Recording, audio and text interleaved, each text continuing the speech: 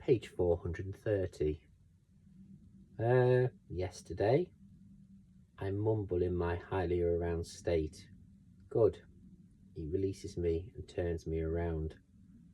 Hold on to the sink, he orders, and drags my hips back again, like he did in the playroom, so I'm bending down. He reaches between my legs and pulls on the blue string. What? And gently takes my tampon out and tosses it to the nearby toilet. Holy fuck. Sweet mother of all G's. And then he's inside of me. Skin against skin, moving slowly at first, easily teasing me and pushing me. Oh my. I grip onto the sink, panting, forcing myself back on him, feeling him inside of me. Oh, the sweet agony.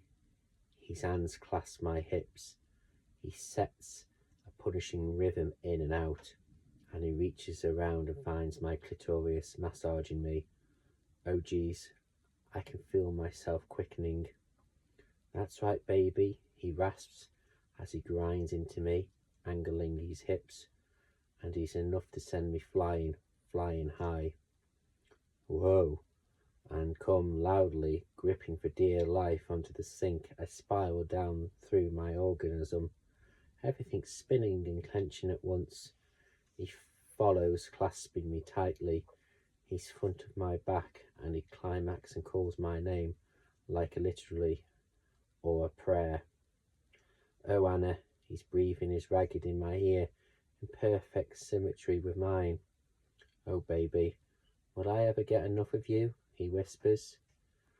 We sink slowly to the floor, and he wraps his arms around me, imprisoning me. Will it always be like this? So overwhelming, so all-consuming, so bewildering and beguiling? I wanted to talk, but now I'm spat and dazed from his love-making, and wondering if I'll ever get enough of him. I am curled on his lap, my head against his chest, and we both calm. Very suitably, I inhale his sweet intoxication Christian scent. I must not nuzzle, I must not nuzzle. I repeat the mantra in my head, though I'm so tempted to do so. I want to lift my hand and draw patterns in his chest's hair with my fingertips, but I resist, knowing that he'll hate it if I do. We are both quite lost in our thoughts. I am lost in him, lost to him. I remember that I have my period. I'm bleeding, I murmur. Doesn't bother me, he breathes.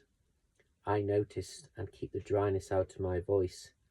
He tenses. Does it bother you? He asks softly. Does it bother me? Maybe it should it? No, it doesn't. I lean back and look up at him, and he glazes down at me. His eyes are soft, cloudy grey. Not at all. He smirks. Good, let's have a bath.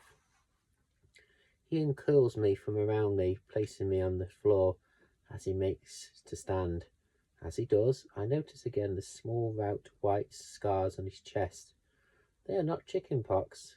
I must be absent-minded. Grace said he was hardly affected. Holy shit, they must be burns. Burns from what? I blanch at the realization, shock and revulsion coursing through me. From cigarettes? Mrs. Robertson? His birth mother? Who? Who did this to him?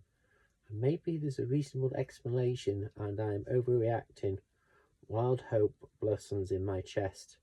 Hope that I am wrong. What is it? Christian's face is wide-eyed with alarm.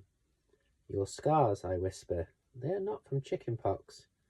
I watch as it's a split second as he closes down, his stance changing from a relaxed calm and at ease to defensive, angry even.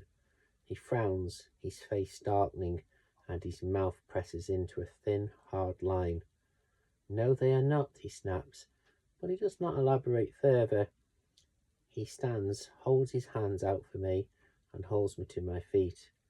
Don't look at me like that. His voice is cold and scolding, and he lets go of my hand. I flush, chest-acted, and stare down at my fingers, and I know that someone stubbed cigarettes out on Christian. I feel sick. Did she do that? I whisper, before I can stop myself. He says nothing, so I'm forced to look at him. He's glaring at me. She, Mrs. Robertson? She's not an animal, Anastasia. Of course she didn't.